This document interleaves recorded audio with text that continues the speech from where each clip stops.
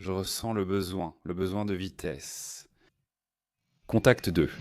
Foxpat s'approche rapidement par le sud, envoyez les Eagles 107 et 108 immédiatement.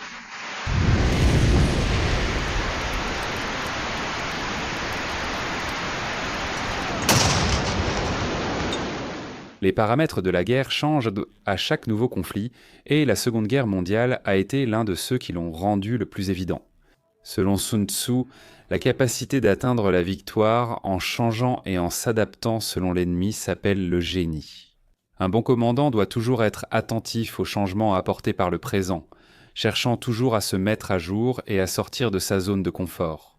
À la fin des années 30, face à une guerre probable dans le Pacifique, quelques militaires japonais et américains ont misé sur un nouveau type de navire, qui, bien qu'encore relativement rudimentaire, avait le potentiel de changer totalement le type de combat qui se déroulait sur les eaux profondes de l'océan, le porte-avions, malgré le fait que l'on favorisait encore la construction de puissants cuirassés et croiseurs.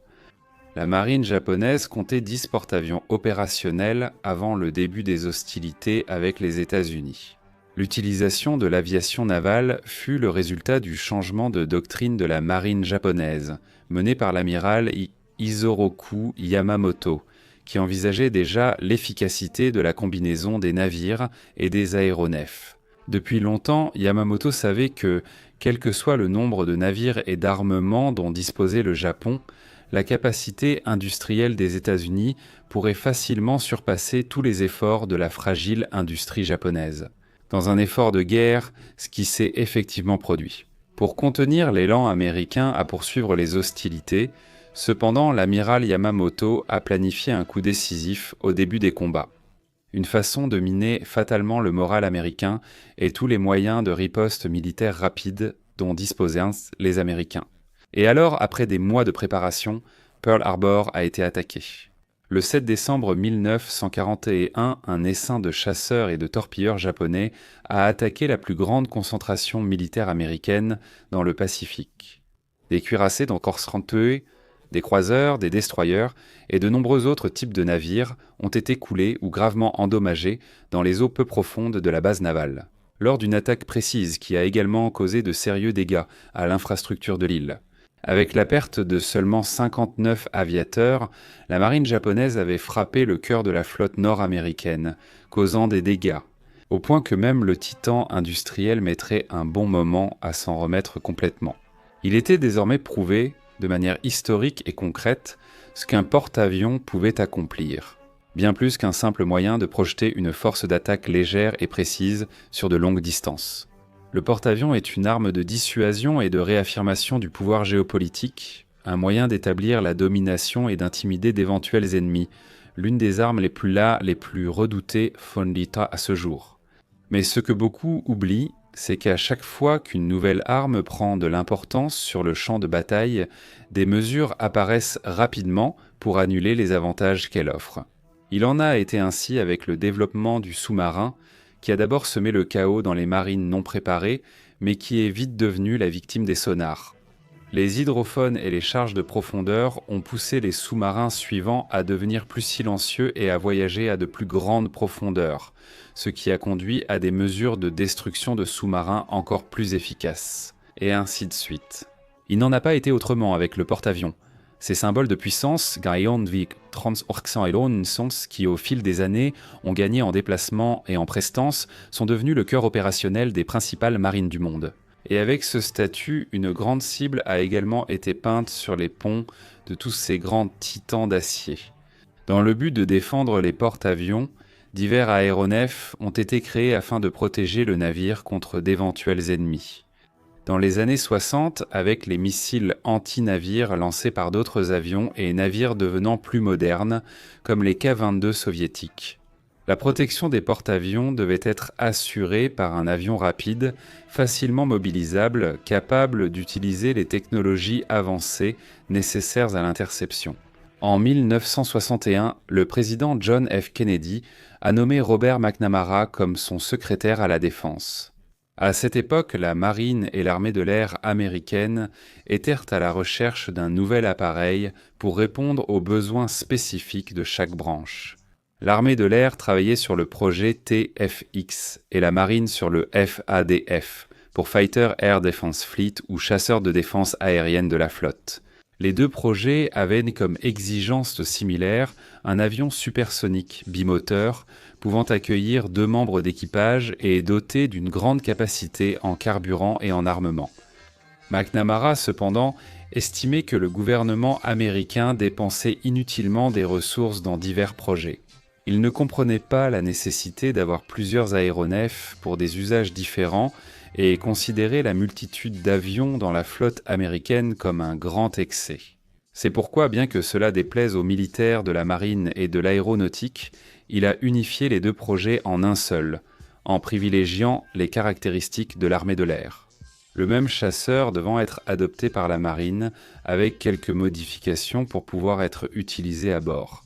La plupart des entreprises aéronautiques américaines ont cherché à soumettre une proposition pour le projet, car il s'agirait d'un appareil qui accomplirait des missions très différentes, remplaçant des chasseurs emblématiques comme le F-8 Crusader, le F-4 Phantom et même le F-104 Starfighter. Parmi les concurrentes, il y avait Boeing, qui était célèbre pour construire de grands avions subsoniques de transport. Comme les exigences spécifiques de chaque force étaient très larges, étant donné que l'armée de l'air souhaitait un avion pour des attaques nucléaires à basse altitude, et la marine voulait un intercepteur rapide avec un radar puissant, l'entreprise a donc décidé de soumettre 2 projets différents. Le modèle 818 serait destiné à l'armée de l'air et le modèle 818N serait destiné à la marine. Les 2 aéronefs partageraient 50% de leurs composants, chacune ayant un objectif différent pour la mission. Cela, cependant, a rendu le projet de Boeing considérablement plus cher que les autres projets. De l'autre côté, il y avait une alliance entre General Dynamics, qui n'avait jamais construit de chasseur naval, et Grumman, l'un des plus grands et des plus efficaces, sont ces concepteurs de chasseurs navals de l'histoire, avec des avions comme le F-4F Wildcat et le F-6F Hellcat. Pendant longtemps, il était de tradition pour l'entreprise de nommer ses avions de chasse embarqués avec des noms liés aux félins, et cette tradition allait se poursuivre dans leurs nouveaux projets.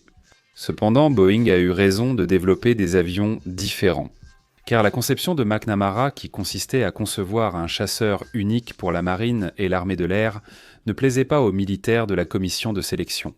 Les ingénieurs de Boeing ont donc décidé de privilégier les caractéristiques demandées par l'armée de l'air, puisqu'elle était le principal client concerné. Et après l'analyse de tous les projets, l'idée de Boeing a été complètement acceptée par l'armée de l'air, même si cela allait à l'encontre de l'une des principales propositions du programme FTX, qui était l'économie de ressources. Cependant, peu de temps après la confirmation, l'armée de l'air est revenue sur sa décision et a annulé son choix. En raison du moteur choisi pour l'avion, le General Electric MF 295, qui n'était encore qu'un projet et dont aucun prototype n'avait été construit. La marine avait également rejeté la proposition, ce qui s'est reproduit lors de l'arrivée de la 2e série de soumissions de projets. À la 3e tentative, l'armée de l'air a encore approuvé le projet, mais la marine l'a de nouveau rejeté. Les amiraux n'acceptèrent pas un design qui ne répondait pas entièrement aux besoins requis et n'allait pas céder aux volontés de McNamara. En conséquence, les amiraux ont tous été immédiatement transférés dans la réserve par le secrétaire. Et ensuite, la 4e et dernière étape du processus est arrivée. Les options présentées étaient une version initiale du F-111, avec une version appelée F-111B pour la marine du consortium Grumman, General Dynamics et le 818 de Boeing, où les deux ont été jugées très satisfaisantes.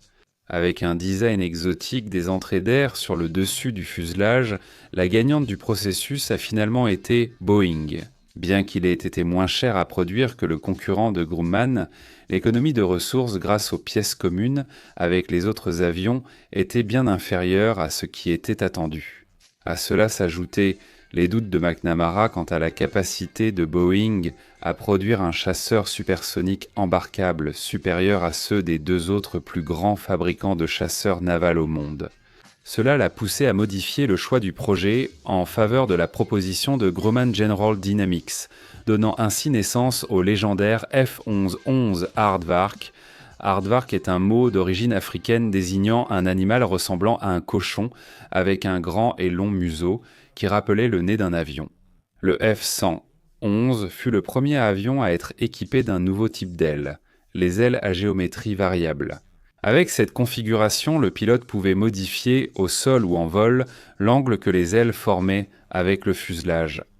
En utilisant cette possibilité, l'avion pouvait voler avec les ailes déployées, augmentant ainsi la portance et permettant de voler à des vitesses plus basses sans décrocher, et décoller plus facilement, ou les replier pour diminuer la traînée, ce qui permet d'atteindre des vitesses plus élevées sans compromettre la structure et en économisant du carburant. Il y avait aussi un compromis pour s'engager dans des virages lors des combats aériens à grande vitesse. Les pylônes ou supports où étaient suspendus les armements tournèrent également pour offrir la traînée la plus faible possible. Cette caractéristique révolutionnaire a influencé des avions ultérieurs comme le Sukhoi Su-17, le Mikhail Gourievich MiG-27-03, le Panavia Tornado et le Sukhoi Su-24. Le développement d'une telle propriété des ailes a été très compliqué, les premières versions du F-111 présentant des fissures microscopiques dans leur structure, soumises à de grandes quantités de contraintes structurelles. La version destinée à l'armée de l'air du F-111 a été très bien accueillie, car elle avait introduit une grande quantité de technologies innovantes pour l'époque, comme l'utilisation de post-combustion, et une cellule d'éjection qui pouvait être expulsée en cas d'urgence, emportant l'équipage de 2 hommes assis côte à côte, en plus de pouvoir utiliser des armements guidés par laser. Le F-111 mesurait 5 mètres de hauteur, 19 mètres d'envergure et 22 mètres de longueur. Et il a connu des combats intenses au Vietnam, en 1968, jusqu'à la guerre du Golfe en 1991 avec ses dernières variantes retirées du service dans les années 2000. La version destinée à la marine, cependant, n'a pas connu autant de succès. Avec la version initiale du F-111B présentant un poids excessif, avec 5 tonnes de plus que ce qui était autorisé, il a été nécessaire de refaire la conception et une partie du projet. Le F-111B avait un nez plus court que la version de l'armée de l'air, afin de pouvoir être logé sur les porte-avions. Les missiles longue portée Air Intercept Missiles 54 Phoenix ont également été testés sur les prototypes, mais des problèmes de performance ont hanté le projet jusqu'à la fin. N'ayant pas la puissance nécessaire pour défendre la flotte à temps, la version navale du légendaire F-111 a été annulée en juillet 1968. Désormais, la marine avait rapidement besoin d'un vecteur capable de défendre le plus grand symbole de la puissance militaire de la Terre, et ce dans les plus brefs délais.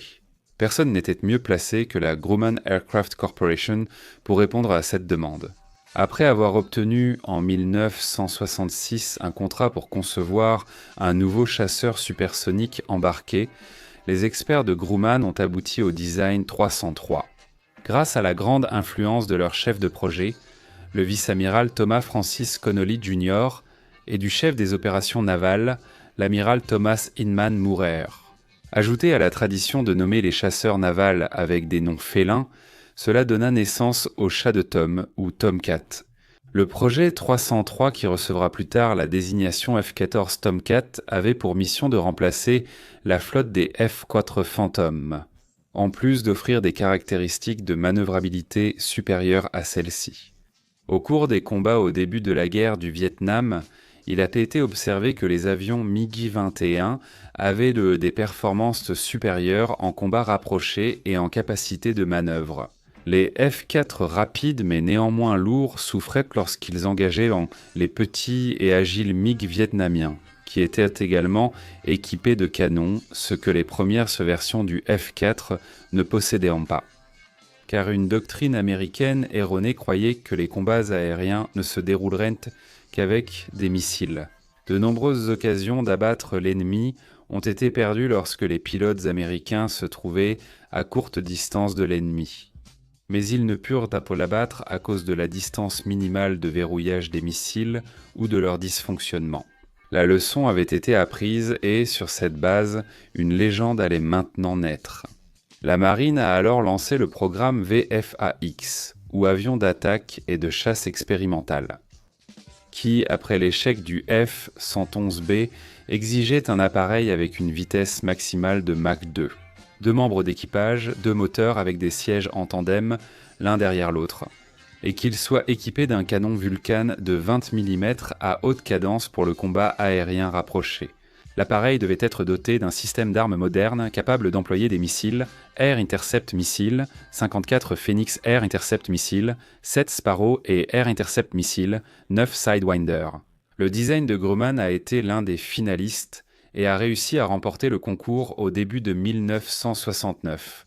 Le nouvel appareil allait hériter de certaines caractéristiques de son prédécesseur disparu, le F-111B, le système radar AWG, 9 bandes X-Pulse Doppler, avait été intégré au projet, donnant au F-14 la capacité de combat Beyond Visual Range, c'est-à-dire Beyond Visual Range, ou au-delà du champ visuel, ce qui permettait au Tomcat de verrouiller et de tirer des missiles bien avant d'être détectés par les radars soviétiques, ou même bien avant d'être aperçu par un pilote attentif, ce qui le rendait parfait pour la mission d'interception d'aéronefs hostiles cherchant à attaquer l'escadre. Ces 2 moteurs General Electric F-110, General Electric 400 étaient peints placés côte à côte à l'arrière de l'appareil, générant près de 28 000 livres de poussée. Cette puissance permettait à l'appareil d'atteindre 2500 km/h et 15 km d'altitude, avec une autonomie de 3000 km. Au-dessus de chaque moteur, sur le fuselage, se dressaient 2 énormes stabilisateurs verticaux, chacun équipé d'une gouverne de direction avec un petit angle entre eux, ce qui les rendait non parallèles. Le cockpit du Tomcat était spacieux pour sa catégorie, avec un équipage de 2 militaires, un pilote et un officier d'interception radar, à la place du pilote. En haut du tableau de bord, il y avait un affichage tête haute ou affichage tête haute, un équipement qui projette les informations les plus vitales sur une pièce de verre transparente. Au centre se trouvait le panneau de manœuvre de combat aérien qui affichait l'état des armements à utiliser avec un grand écran d'indicateur vertical juste en dessous qui complétait les informations du affichage tête haute. Le manche était situé entre les jambes du pilote avec la manette de commande de puissance à gauche. Les sièges étaient disposés en tandem, seul le pilote ayant accès aux instruments qui commandent les manœuvres de l'avion, comme le manche. L'officier d'interception était chargé d'opérer les systèmes d'armes, assez complexes et potents et nombreux, ainsi que le radar de l'appareil. C'est la raison pour laquelle 2 personnes étaient nécessaires pour exploiter au maximum les caractéristiques du F-14. Le train d'atterrissage était renforcé pour supporter les atterrissages brusques et intenses sur les porte-avions. Il était également équipé d'un crochet sous la partie inférieure pour s'accrocher au système de freinage du pont, constitué de câbles en acier résistant qui retenaient l'appareil et étaient amortis jusqu'à l'arrêt complet de l'avion. Avec 10 points d'emport sous les ailes, le F-14 pouvait transporter un véritable arsenal pour sa mission prioritaire, celle de patrouille aérienne de combat.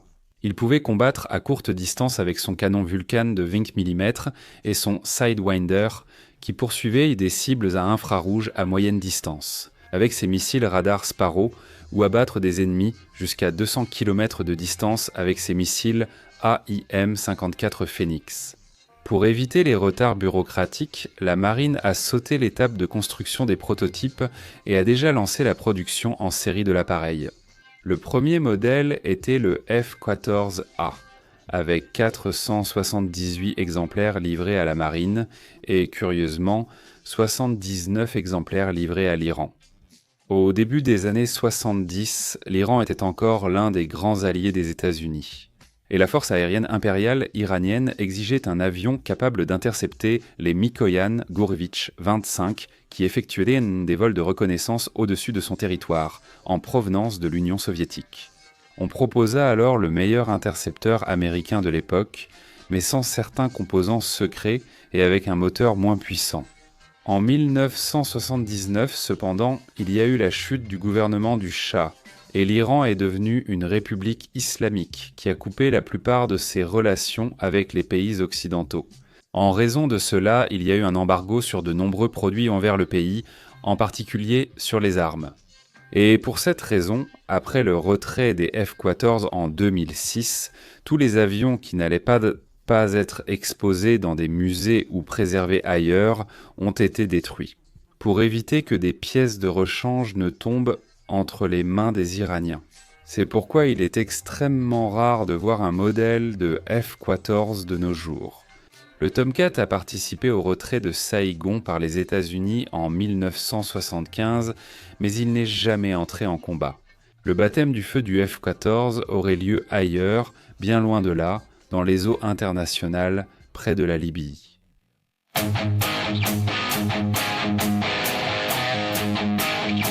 Le 18 août 1981, la 6e flotte américaine, dirigée par les porte-avions USS Nimitz et USS Forrestal, est arrivée dans le golfe de Sirte, au large de la Libye.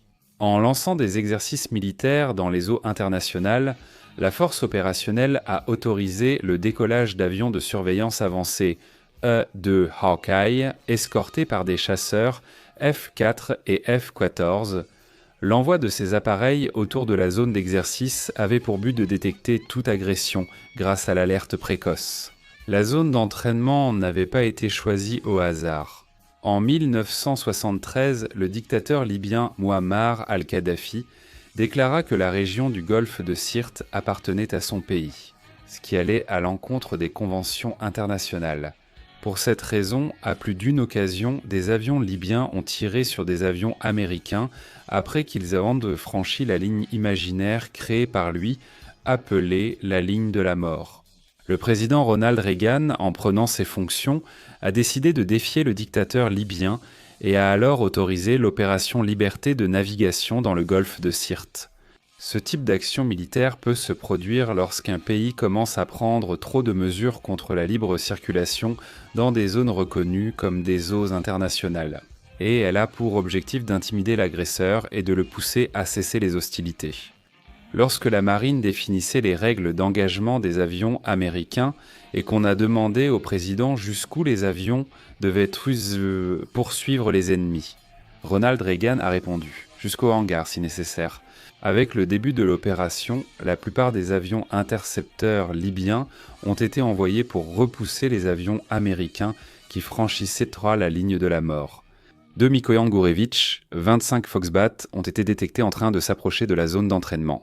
Pour les repousser, des F-14 ont décollé, pilotés par le lieutenant Laurent Mudinsky et son ailier, tous deux du porte-avions USS Nimitz, appartenant à l'escadron de chasse 41. Le lieutenant Mudinsky pilotait le Fast Eagle 107. Dès qu'ils ont reçu l'ordre d'interception, les deux chasseurs F-14 ont accéléré jusqu'à Mach 2,3 et se sont dirigés vers les appareils hostiles. L'incroyable accélération du F-14 les avait plaqués au fond de leur siège, et ils n'ont même pas entendu le bang supersonique produit par l'appareil en franchissant le mur du son. Les MiG ennemis, dont les capteurs étaient complètement brouillés par l'action de l'EP-3 Orion et des EA-6B Prowler de guerre électronique, ne verraient à chaque jamais les avions rapides s'approcher. L'ailier du lieutenant Mudinsky, dès qu'il aperçut la paire d'appareils ennemis, les dépassa rapidement. Et en encaissant une charge G considérable à une vitesse vertigineuse, il se plaça juste derrière les ennemis. L'officier d'interception de l'Eagle 7, assis à l'arrière, sortit un appareil photo et prit une photo du pilote de l'appareil ennemi. Il fut stupéfait que l'avion ennemi soit arrivé sans être repéré et se moque désormais de lui.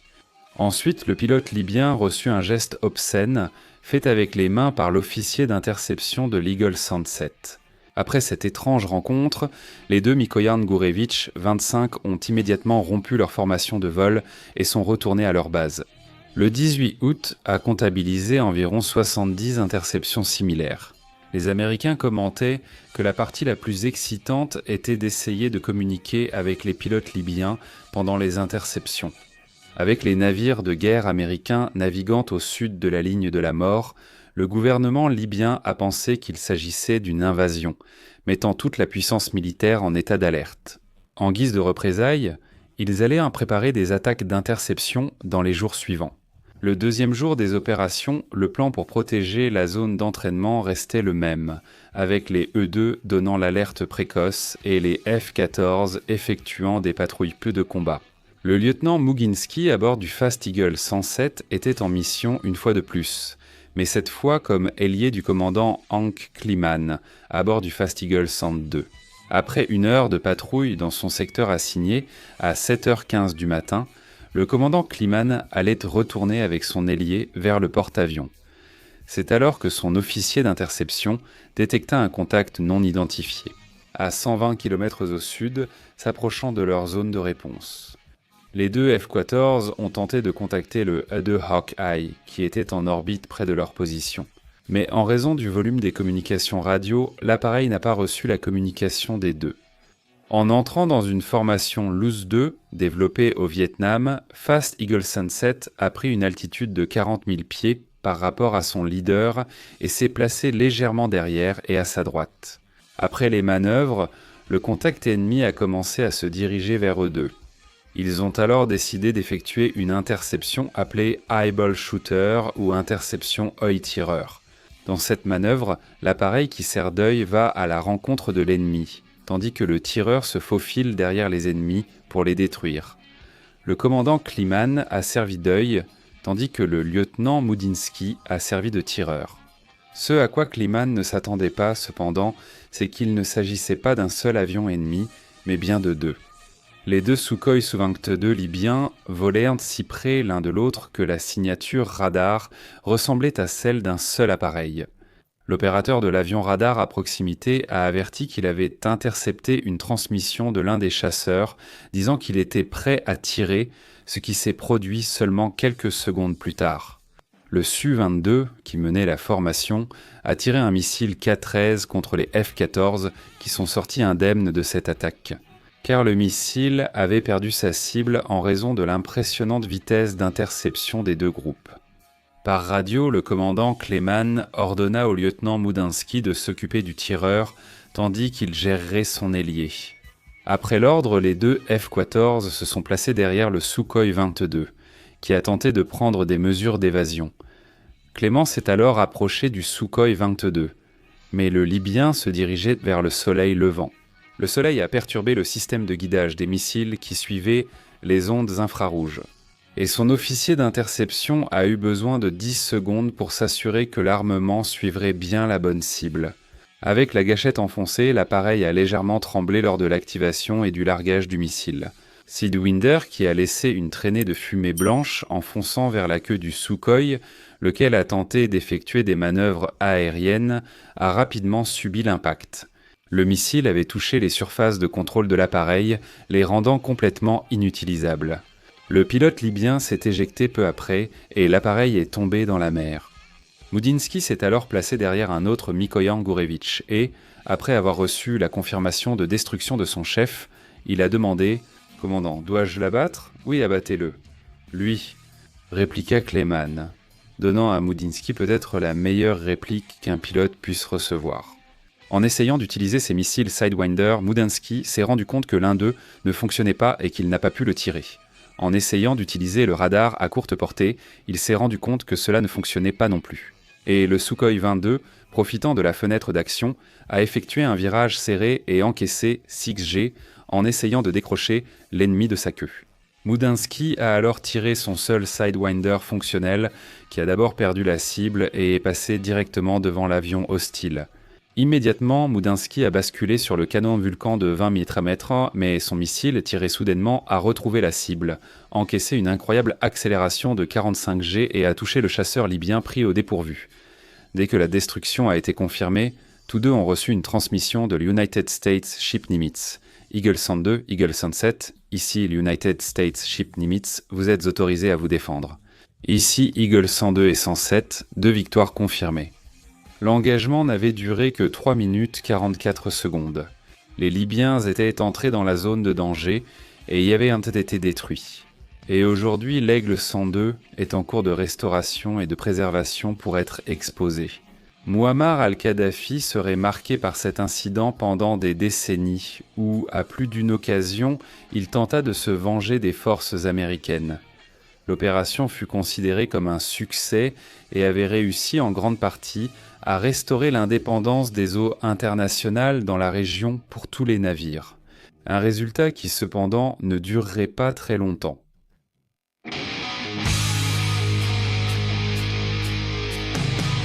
Au même endroit où, 8 ans plus tôt, les événements décrits s'étaient reproduits, le porte-avions USS John F. Kennedy se déplaçait dans les eaux internationales en direction d'Israël. Et il profitait de l'occasion pour faire une démonstration de force à travers des exercices militaires avec ses avions. Vers midi, une formation de 2 F-14, les Gypsy 202 et 207, accompagnait les exercices d'une formation de A-16 qui s'entraînait dans une zone éloignée de la côte libyenne. Après avoir détecté des signaux sur le radar, ils en ont conclu qu'il s'agissait d'aéronefs hostiles venant de la ville libyenne de Tobrouk. Gypsy 207 contacte dans la direction 75 à 100 km. On dirait une formation à 2 à 3 000 mètres d'altitude. La confirmation est devenue d'un Hawkeye qui volait à proximité, qui a indiqué qu'il s'agissait d'une paire de MiG-23 connus sous le nom de Flogger par l'OTAN. Les F-14 ont alors reçu l'ordre d'effectuer une interception standard des appareils dans le but de les empêcher de perturber les exercices. À cause des actions répétées du dictateur Kadhafi, qui avait auparavant fait exploser un avion civil au-dessus de l'Écosse et cherchait alors à produire des armes chimiques. De nouveaux ordres d'engagement autorisés font les pilotes américains à abattre tout appareil qui ne respecterait pas les consignes de ne pas interférer dans les entraînements. Le Gypsy 207 était piloté par le commandant Joseph Connelly, avec comme officier d'interception le commandant Leo Enright, et le Gypsy 202 était piloté par le lieutenant Herman Cook. Lorsqu'ils ont confirmé la direction des MiG-23, les ennemis ont accepté de virer à gauche, prenant la direction de l'Est. Les MiG qui venaient du sud ont copié la manœuvre des Américains et ont viré à droite, se dirigeant eux aussi vers l'Est. Sachant les limitations des radars soviétiques, les 2 Tomcat ont rapidement plongé à 60 mètres, se retrouvant à seulement 10 mètres d'altitude. Avec cette manœuvre, les radars et les missiles des MiG ne pouvaient pas distinguer les avions des interférences défaillants provenant de l'océan. Les F-14 effectuaient maintenant un léger virage à gauche, laissant les MiG près de l'avant de leur queue.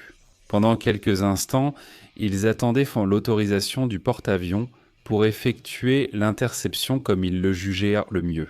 Les Flogger ont saisi le moment et ont accéléré de toute leur force pour distancer les F-14.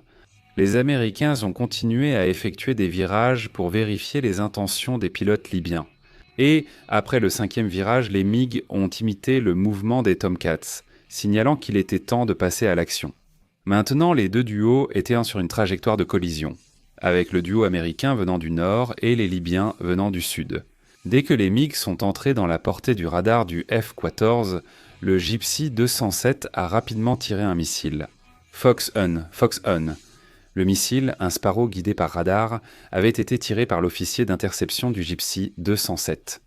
Mais dans l'excitation du moment, il n'avait pas suivi toute la checklist de tir et cela a surpris le commandant Connelly. Suite à une défaillance mécanique, le missile a raté sa cible, puis le Gypsy a lancé un autre Sparrow. Celui-ci n'a pas réussi à verrouiller la cible et s'est perdu en mer. À mesure que la distance se réduisait, les F-14 ont décidé de rompre leur formation de vol et ont entamé des manœuvres défensives. Avec le Gypsy 202 allant vers l'ouest et le 207 allant vers l'est, forçant les ennemis à ne choisir qu'une seule cible, les MiG ont commencé à poursuivre le Gypsy 202 sans se rendre compte que maintenant, le Gypsy 207 était dans leur arrière. Totalement inconscients du F-14 qui guettait leurs arrières, ils étaient eux aussi entrés dans la zone de danger. Une fois de plus, en tirant un Sparrow, le radar a réussi à verrouiller parfaitement l'un des MiG agresseurs, qui a explosé et est parti en vrille, étant ainsi retiré du combat. Mais il restait encore un ennemi, le MiG restant.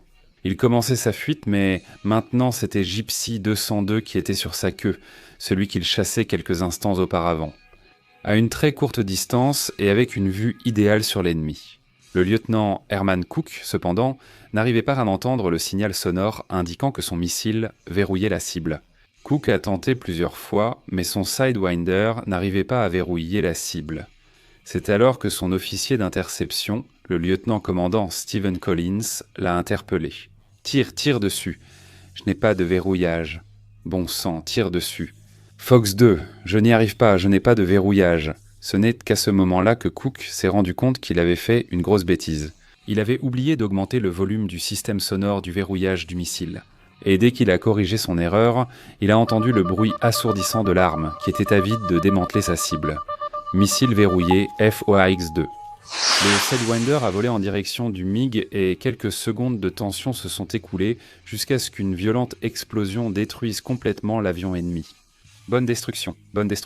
Avec la destruction confirmée, les F-14 ont accompagné les pilotes libyens qui se sont éjectés jusqu'à tomber dans la mer, puis ils se sont dirigés vers le porte-avions.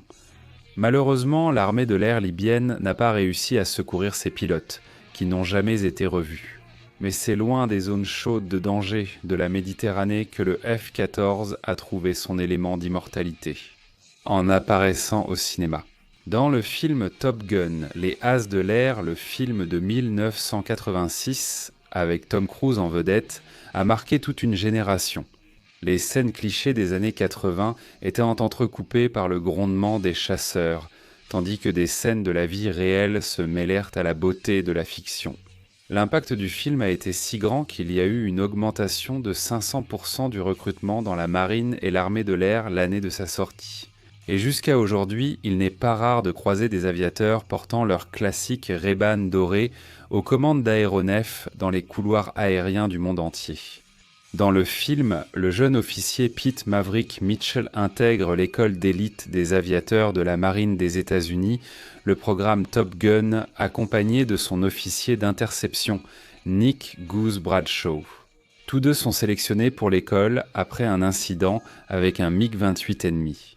En réalité, le MiG-28 est un avion fictif représenté dans le film par un Northrop F-5E, avec un camouflage de l'escadron d'agresseurs, c'est-à-dire servant d'ennemi pour entraîner les pilotes américains.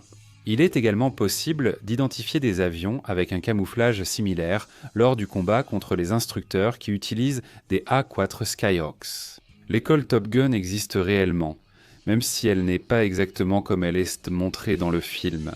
Elle est officiellement connue sous le nom d'École des armes de chasse de la marine, et elle a gagné son célèbre surnom Top Gun en raison du profil d'élite des pilotes qu'elle forme. C'est l'institution responsable de la formation et du perfectionnement des meilleurs pilotes de la marine qui terminent le cours puis retournent dans leur base en tant qu'instructeurs d'élite.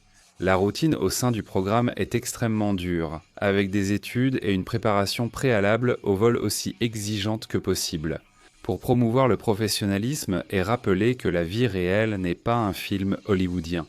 Les pilotes doivent payer une amende de 5 $ chaque fois qu'ils font référence au film Top Gun à l'intérieur de l'école. C'est dire l'importance de Top Gun. Lorsque le colonel Robin Olds a effectué sa tournée d'inspection des pilotes de l'armée de l'air en Asie dans les années 60, il a constaté que les pilotes étaient habitués uniquement aux combats impliquant le tir de missiles et que de nombreuses techniques de combat rapprochées avec des armes n'étaient pas étudiées comme elles auraient dû l'être. En conséquence, il a correctement prédit que les pertes de l'armée de l'air en cas de conflit, comme ce fut le cas lors de la guerre du Vietnam, seraient pas considérables. La marine, en revanche, a réussi à maintenir une moyenne de survie et d'abattage plus élevée, précisément grâce au programme Top Gun. Le Grumman F-14 Tomcat a été un chasseur qui a marqué des générations de pilotes. L'avion qui a montré à tous la puissance et la sensation indescriptible de piloter un appareil de haute performance. Un avion qui a révolutionné avec de nouvelles technologies et a protégé les plus grands symboles de la puissance militaire américaine pendant près d'un demi-siècle. Ressens-tu aussi le besoin de vitesse ? Dans le film Top Gun, Maverick perd son meilleur ami, Goose, dans un accident. Lorsqu'ils étaient très proches de l'appareil adverse, les tourbillons d'air générés par l'avion d'Iceman ont créé une instabilité aérodynamique qui a éteint les moteurs et provoqué un décrochage du Tomcat de Tom Cruise. En s'éjectant, Goose heurte sa tête contre la verrière qui n'avait pas été correctement éjectée, car son éjection dépendait de la vitesse du vent, pour être retirés. Et comme ils étaient en tête en vrille à plat, un petit vide s'est créé, maintenant une partie de la structure encore attachée à l'avion. Ce cas est basé sur des faits réels et est arrivé au lieutenant David J. Goose, un officier d'interception qui est décédé. De la même manière que Goose dans le film, son cas est devenu célèbre et, lors des phases de développement du film, son nom a été immortalisé dans le long métrage. Mais au Brésil, nous avons aussi nos Goose, qui nous manquent beaucoup. Le 4 novembre 2022, un avion T-25 de l'Académie de l'armée de l'air a perdu le contact radar dans la région de Florianópolis. Immédiatement, l'escadron Pélican de la force aérienne brésilienne a déployé un avion C-105 Amazonas qui a entamé une recherche de près de 20 heures sans relâche pour retrouver les 2 membres d'équipage de l'appareil. Le cadet aviateur de 4e année, Junior, de l'aviation de patrouille, et le capitaine aviateur Alves, instructeur à l'Académie de l'air. Le 5 les 2 ont été retrouvés déjà sans vie par l'équipe de recherche et de sauvetage. Aujourd'hui, nous savons que, comme tout aviateur, ils n'ont fait que décoller pour la mission la plus noble de tout chevalier du ciel. Vous êtes partis en faisant ce que nous aimons tous, et je sais que c'était ce qui vous faisait vibrer chaque jour. Soyez tranquilles, mes amis, vous nous laissez avec un immense sentiment de nostalgie, mais aussi avec une grande satisfaction d'avoir eu le plaisir de partager des moments avec vous deux, des exemples de collègues, de familles, d'efforts et d'êtres humains. Reposez en paix, mes amis Bruno Fontanive. Alors, ça vous a plu notre contenu ? Si vous voulez que la salle de guerre continue à produire ces vidéos, pensez à nous soutenir. Vous pouvez nous aider en envoyant un Pix ou en participant à notre campagne sur Apoyas. Vous aurez alors accès à notre groupe WhatsApp exclusif et votre nom sera affiché dans les vidéos. Le lien est dans la description. Si la vidéo vous a plu, partagez-la avec vos amis. Mettez-nous aussi un pouce bleu et abonnez-vous à la salle de guerre pour ne rien manquer. Je vais m'arrêter là. Je vous remercie encore une fois pour votre audience et une grosse accolade de la part de la salle de guerre.